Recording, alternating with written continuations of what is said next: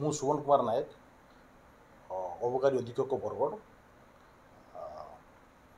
ଆଜି ମଧ୍ୟରାତ୍ରି ସମୟରେ ଆମର ବରଗଡ଼କୁ ଏକ ଇନଫର୍ମେସନ୍ ଆସିଲା ଯେ କିଛି ଆପଣଙ୍କର ଇଲିଗାଲି କଫ୍ ସିରପ୍ ଭୁବନେଶ୍ୱରରୁ ବରଗଡ଼ ଟାଉନ୍ ଭିତରକୁ ପଶିବାର କିଛି ବିଶ୍ୱସ୍ତ ସୂତ୍ରରୁ ଖବର ଆସିଲା। ଏହି ସକାଶେ ଆମର ଗୋଟେ ଟିମ୍ ଆମର ଗଠନ କରି ଆମର ଟିମ୍ ବରଗଡ଼ ଏବଂ ବରପାଲି ରାସ୍ତାର ଏକାମ୍ର ଛକରେ ବିଭିନ୍ନ ପ୍ରକାର ଗାଡ଼ିକୁ ଚେକିଂ କରାଯାଉଥିଲା। ଚେକିଂ କରିବା ଟାଇମ୍ରେ ଆମର ବିଶ୍ୱସ୍ତ ସୂତ୍ର ଖବର ଯେଉଁ ଆସିଥିଲା, ଯେଉଁ ଗାଡ଼ିକୁ ଚେକିଂ କରିବାରୁ ଏକ ପିକଅପ୍ ଭ୍ୟାନ୍କୁ ଆମେ ଅଟକ ରଖିଲୁ। ଅଟକ ରଖିବାରୁ ଅଟକ ରଖି ତ ବିଭିନ୍ନ ପ୍ରକାର ତା'ର ଲୋଡ଼୍ ହୋଇଥିବା ଜିନିଷ ବାବଦରେ ପଚାରିବାରୁ ସେ କିଛି ସଠିକ୍ ଉତ୍ତର ଦେଇପାରିଲେନି। ତେଣୁ ଆମେ ତାକୁ ଚେକ୍ କରିବାରୁ ଜଣାପଡ଼ିଲା ଯେ ତା ଭିତରେ 18 ବ୍ୟାଗ୍ର କଫ୍ ସିରପ୍ ଥିଲା। ଆଉ ସେ 18 ବ୍ୟାଗ୍ କଫ୍ ସିରପ୍ ପ୍ରତ୍ୟେକ ବ୍ୟାଗ୍ରେ 300 ବୋଟଲ ଲେଖାଏଁ ଥିଲା।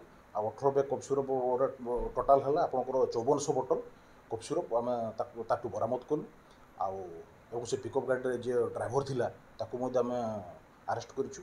ପିକଅପ୍ ଗାଡ଼ିକୁ ମଧ୍ୟ ଜବତ କରିଛୁ ଏବଂ ପିକଅପ୍ ଗାଡ଼ି ସହିତ ଯିଏ ଏସ୍କର୍ଟରେ ଜଣେ ଥିଲେ ମୋଟରସାଇକେଲରେ, ସେ ମୋଟରସାଇକେଲ ଗୋଟେ ମଧ୍ୟ ସିଜ୍ ହେଇଛି। ମୋଟରସାଇକେଲ ସହିତ ମୋଟରସାଇକେଲ ଡ୍ରାଇଭରକୁ ମଧ୍ୟ ଆମେ ତାକୁ ମଧ୍ୟ ଆମେ ଆରେଷ୍ଟ କରିଛୁ।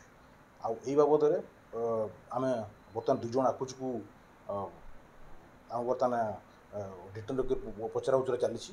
ସେ 2 ଜଣ ଆକୁଜ, ଜଣେ ହେଲା ଆପଣ ଜମିଦାର ବାଗ ବୋଲି, ଯାହାର ଏଜ୍ ହେବ 39 ବର୍ଷ ଏବଂ ତାଙ୍କ ଘରଟା ହେଲା ନୂଆପଡ଼ା, ସେ ବରଗଡ଼ର। ଏବଂ 2 ନମ୍ବର ଆକୁଜ ହେଲା ଆଶିଷ ଅଗ୍ରୱାଲ, ଯାହାର ବୟସ ହେଲା 29 ବର୍ଷ ଏବଂ ସେ ଏକାମ୍ର ଛକ ବରଗଡ଼ର। ଏ 2 ଜଣଙ୍କୁ ଅଟକ ରଖି ବର୍ତ୍ତମାନ ଆମର ପଚରା ଉଚରା ଚାଲିଛି ଏବଂ ଆମର ଜବତ ହୋଇଥିବା କଫ୍ ସିରପ୍ର ବର୍ତ୍ତମାନ ମାର୍କେଟ ମୂଲ୍ୟ ହେଲା 16,20,000 ଟଙ୍କା ହେବ ବର୍ତ୍ତମାନର ମାର୍କେଟ ମୂଲ୍ୟ। ଆଉ ଆମେ ଯାହା ସୋର୍ସରୁ ଖବର ପାଇଥିଲୁ ଯେ ଏଇସବୁ ଜିନିଷ ଆପଣଙ୍କର କଟକ ଭୁବନେଶ୍ୱରରୁ ଆସି ବରଗଡ଼ ଟାଉନ୍ ଦେଇକରି ତରା ଏବଂ ବିଭିନ୍ନ ପ୍ରକାର ଆମର ଯେଉଁ ଅଛି ତରା ବିଶିପଡ଼ା କିମ୍ବା ଅନ୍ୟାନ୍ୟ ଟାଉନ୍ର ପେରିଫେରି ଏରିଆରେ ଡିଷ୍ଟ୍ରିବ୍ୟୁଟ୍ ହେବାର ଆମ ପାଖରେ ଖବର ଥିଲା। ହଁ, ଆରେଷ୍ଟ ଯେଉଁ ପର୍ସନ୍ ଡିଟେନ୍ ପରେ ଆରେଷ୍ଟ କରା ହେଇଗଲାଣି ଅଲରେଡ଼ି। ଯେଉଁ 2 ଜଣ ପର୍ସନ୍ କହିଲି ସମୁଦାୟ 2 ଜଣ ବର୍ତ୍ତମାନ ଅଛନ୍ତି। ବର୍ତ୍ତମାନ ଇନଭେଷ୍ଟିଗେସନ୍ ଚାଲିଛି। ତାର ମୋବାଇଲ୍ 2ଟା ମଧ୍ୟ ସିଜ୍ ହେଇଛି। ମୋବାଇଲ୍ ବି ଟ୍ରାକିଂ ଚାଲିଛି ଏବଂ ଆଉ ଗୋଟେ 2ଟା ଟିମ୍ ଆମର ବର୍ତ୍ତମାନ ଯେଉଁ ସୋର୍ସରୁ ଆମେ ଖବର ପାଉଛୁ, ଯେଉଁଟାକି ମୁଁ କହିପାରିବିନି, କିନ୍ତୁ ସେ ଜାଗାରେ ବର୍ତ୍ତମାନ ରେଡ୍ ମଧ୍ୟ ଚାଲିଛି।